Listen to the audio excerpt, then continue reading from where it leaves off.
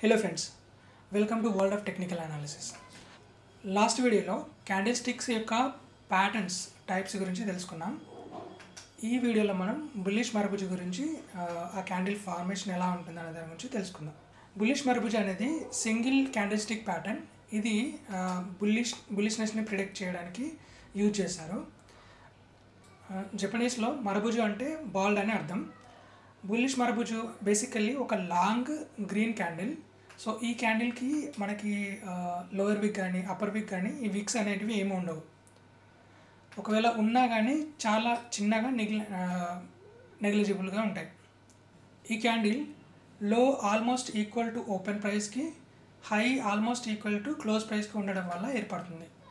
ఈ candle very strong sign of బుల్లిష్నెస్గా consider చేస్తారు.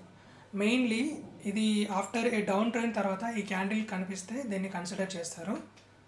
ఒకవేళ అప్ ట్రెండ్లో ఈ క్యాండిల్ కనుక ఫామ్ అవుతే దాన్ని కన్సిడర్ చేయరు. సో దీని ఎంట్రీ ఎలా తీసుకోవాలి? ఈ ఎంట్రీస్ అనేవి నార్మల్గా మనకి నెక్స్ట్ క్యాండిల్ అండ్ వాల్యూమ్స్ పైన డిపెండ్ అయి ఉంటాయి. నెక్స్ట్ క్యాండిల్ కనుక డోజీ అయి ఉంటే లేదా రెడ్ క్యాండిల్ అయి ఉంటే మనం దాన్ని కన్సిడర్ చేయము.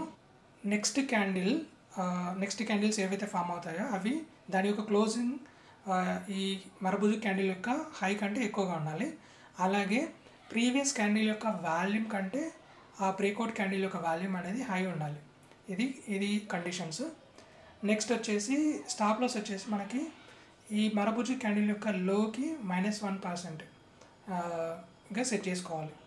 టార్గెట్స్ మనకు మనం ఫిబొనాచి మీద డిపెండ్ అవ్వాల్సి ఉంటుంది. ఫిబొనాచి యొక్క టార్గెట్ 1, టార్గెట్ 2 మనం సెట్ చేసుకోవచ్చు. Thank you for watching. See in the next video.